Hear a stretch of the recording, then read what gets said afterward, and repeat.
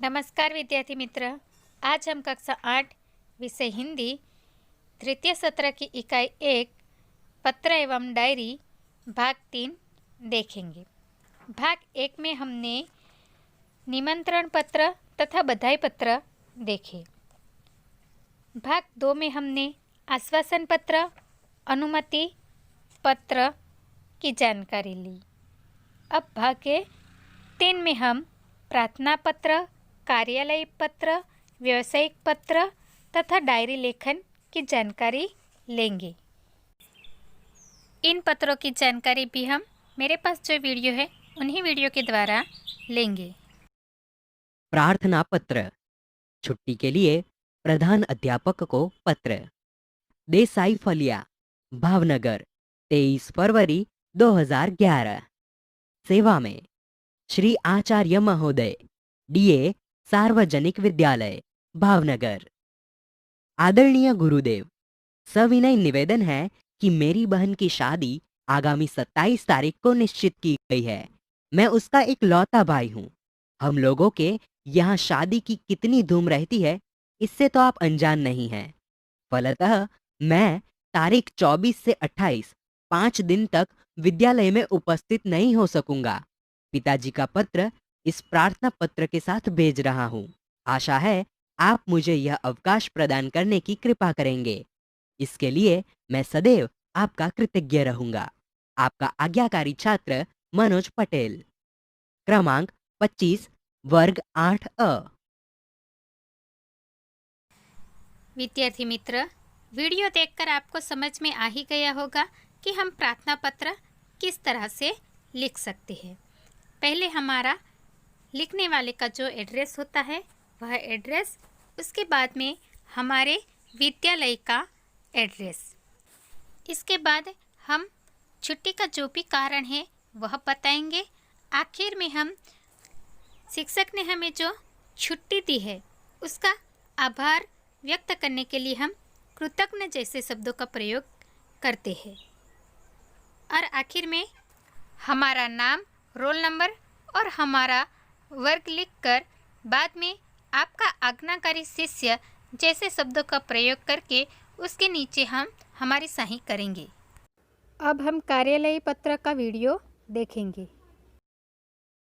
कार्यालयी पत्र। स्वास्थ्य अधिकारी को गंदगी के बारे में शिकायती पत्र। तारीख 20 मई 2011। सेवा में स्वास्थ्य अधिकारी महोदय, महानगर पालिका, बड़ौदा। मान्यवर, सविनय निवेदन है कि मैं गायत्री मोहल्ले में रहता हूं। यह मोहल्ला पिछले कई दिनों से ठीक से साफ नहीं हो रहा है। आजकल शादी का मौसम है। रास्ते पर गंदगी फैली है। पास के कूड़ेदान यानी कि डस्टबिन में सब जूठन डाल जाते हैं। बदबू के कारण पिछले 2 दिन से तो यह हाल हो गया है कि वहां से आना जाना भी मुश्किल हो गया है। आने जाने वाले सभी लोग परेशान हो रहे हैं। यदि गंदगी को शीघ्र न हटाया गया तो मोहल्ले भर में बीमारी फैल जाने का डर है। आशा है कि आप शीघ्र ही उसे हटवाने की व्यवस्था करेंगे। आपका विनम्र सेवक सुरेश भाई म परमार, गायत्री मोहल्ला, बड़ौदा। कार्यालयी पत्र में किसी भी अधिकारी को हम शिकायती पत्र या फिर आभारवंश पत्र भी लिख सकते। यहाँ पर शिकायती पत्र है, लेकिन हमारी शिकायत में विनम्रता का भाव होना जरूरी होता है। हम यह नहीं कह सकते कि यहाँ पर गंदगी फैली है और इसे जल्दी से साफ करो। हमारे शब्दों में विनम्र का भाव होना चाहिए। हम आशा रखते हैं जैसे शब्दों का प्रयोग हमें करना जरूरी होता है। अब हम व्यावसायिक पत्र का वीडियो देखेंगे। व्यावसायिक पत्र। पुस्तकें भेजने के लिए पुस्तक विक्रेता को पत्र। तारीख 10 जुलाई 2011। सेवा में व्यवस्थापक श्री गजानन पुस्तकालय, सुभाष रोड, वलसाड।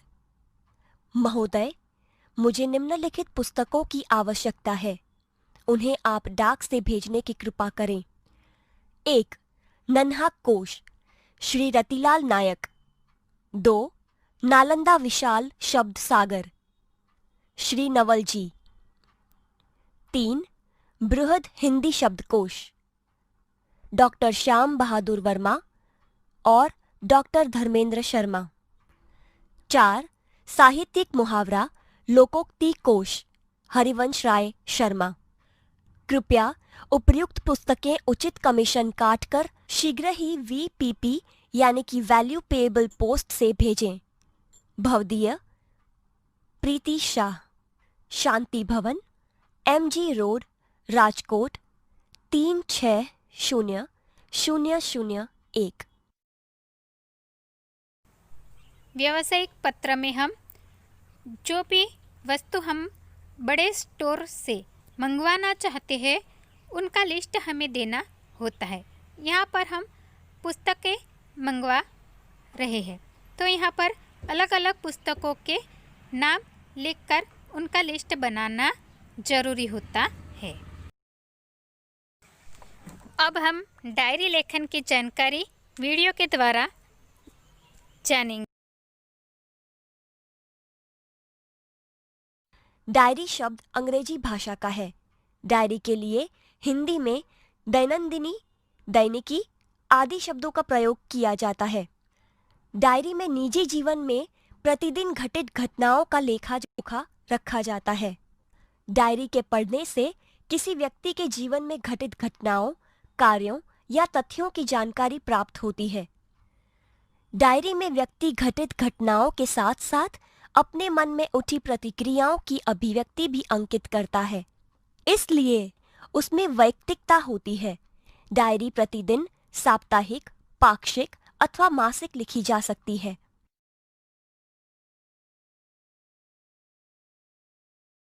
डायरी लेखन की विशेषताएं। डायरी लेखन में निम्नलिखित गुण होने आवश्यक हैं। क. डायरी लेखन में क्रमबद्धता हो। ख. इसमें लिखा गया विवरण संक्षिप्त, सारगर्भित तथा वास्तविक हो। ग. डायरी लेखन में स्थान, तिथि, घटना या तथ्य का स्पष्ट रूप से उल्लेख होना आवश्यक है। घ. डायरी लेखन करते समय आलोचना, टीका टिप्पणी, बनावटीपन, काल्पनिकता, चित्रात्मकता, अनावश्यक विस्तार से बचना चाहिए। डायरी लेखन के लाभ। क. इससे जीवन में घटी घटनाओं की जानकारी प्राप्त होती है। ख. डायरी में तथ्यों का उल्लेख रहता है, इसी कारण व्यक्ति दिन भर जो अच्छे बुरे काम करता है उसका उल्लेख भी रहता है। इससे शनेह शनेह बुराइयों से बचा जा सकता है। ग. डायरी ही ऐसा दस्तावेज है जिसे पढ़कर किसी व्यक्ति के जीवन के पिछले अनुभवों तथा घटनाओं की जानकारी उसी व्यक्ति के शब्दों में प्राप्त की जा सकती है।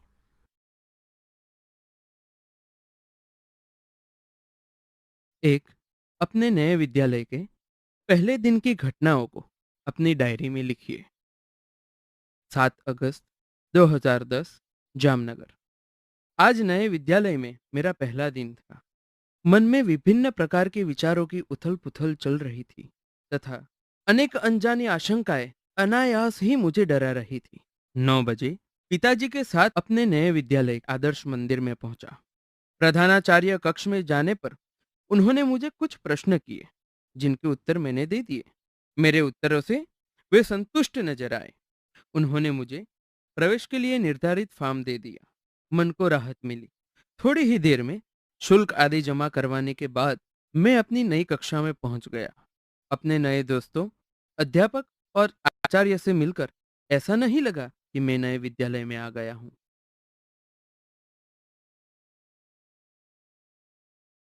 2. वार्षिक परीक्षा के एक दिन पूर्व के अनुभव को अपनी डायरी में लिखिए। 5 अप्रैल 2012, राजकोट। कल वार्षिक परीक्षा का पहला दिन है। रात्रि के 1 बज गए हैं, परंतु नींद नहीं आ रही। कल विज्ञान और टेक्नोलॉजी विषय की परीक्षा है। यद्यपि सब कुछ दोहरा लिया है, तथापि मन में अजीब सा भय है। अचानक पिताजी मेरे कमरे में आए। मुझे जगा हुआ देखकर ढाढ़स बंधाया और बिस्तर पर लेट जाने को कहा। बत्ती बंद कर दी। बिस्तर पर पड़े पड़े भी नींद नहीं आ रही। पिताजी के चले जाने पर टेबल लैंप जलाया और पुस्तक के पन्ने पुनः पलटने लगा। थोड़ी ही देर में थककर बिस्तर पर पुनः लेट गया और न जाने नींद कब आ गई। मित्रों, पत्र लिखते समय पत्र के प्रकार के अनुरूप संबंधन, अभिवादन और पत्र के अंत में किस प्रकार से लिखना चाहिए, इसकी जानकारी एवं समझ भी आवश्यक है। तो चलिए वह भी समझें। पत्र का प्रकार: संबंध, अभिवादन संबंधी शब्द, पत्र की समाप्ति पर लिखी जाने वाली शब्दावली। व्यक्तिगत पत्र: पुत्र पिता को, पूज्य पूजनीय पिताजी। आपका आज्ञाकारी पुत्र। पिता पुत्र को, प्रिय आयुष्मान अथवा नाम। तुम्हारा शुभचिंतक, शुभेच्छु। पुत्र माता को, पूज्य पूजनीय माताजी। आपका आज्ञाकारी पुत्र। माता पुत्र को, प्रिय आयुष्मान यानी कि नाम। तुम्हारी माता, तुम्हारी शुभचिंतक। छोटा भाई बड़े भाई को, आदरणीय भाई। आपका स्नेहाकांक्षी, स्नेहभाजन। बड़ा भाई छोटे भाई को, प्रिय चिरंजीव यानी कि नाम। आयुष्मान यानी कि नाम। तुम्हारा शुभचिंतक, शुभेच्छु। बड़ा भाई छोटी बहन को, प्रिय यानी कि नाम। आयुष्मती यानी कि नाम। तुम्हारा शुभचिंतक, शुभेच्छु। मित्र मित्र को, प्रिय यानी कि नाम। अभिन्न हृदय, तुम्हारा मित्र, तुम्हारी सखी, तुम्हारा शुभचिंतक। शिष्य गुरु को, पूजनीय श्रद्धेय गुरुजी। आपका आज्ञाकारी शिष्य, आपका स्नेहभाजन। गुरु शिष्य को, चिरंजीव यानी कि नाम।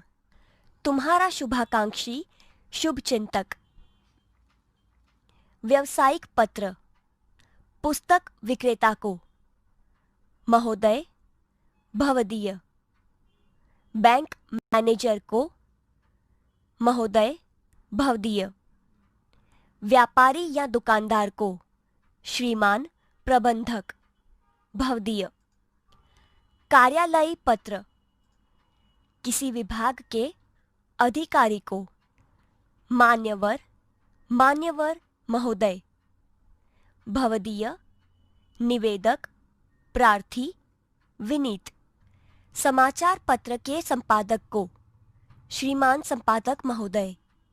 भवदीय। निवेदक। प्रार्थना पत्र: प्रधानाचार्य को, श्रीमान प्रधानाचार्य महोदय। विनीत, प्रार्थी, कृपाकांक्षी। आपका आज्ञाकारी शिष्य, आपकी आज्ञाकारिणी शिष्या। किसी अधिकारी को, मान्यवर महोदय। निवेदक, प्रार्थी, विनीत, निवेदिका। बाल दोस्तों, आपने पत्र के प्रकार के बारे में जाना। पत्र लिखते समय कुछ बातें महत्वपूर्ण हैं जिनका हमें ख्याल रखना चाहिए। आइए ऐसी ही कुछ महत्वपूर्ण बातें जानें और समझें। इतना ध्यान रखिए, पत्र में बोलचाल की सरल भाषा का प्रयोग करना चाहिए। पत्र में आवश्यक बातें ही लिखनी चाहिए। पत्र अधिक लंबा नहीं होना चाहिए। मित्र या सखी के लिए तुम और बड़ों के लिए आप सर्वनाम का प्रयोग करना चाहिए। पत्र में सबसे ऊपर बाईं और अपना पूरा पता और दिनांक लिखनी चाहिए। उसके नीचे जिसे पत्र लिखना हो उसको शिष्ट भाषा में संबोधन करना चाहिए।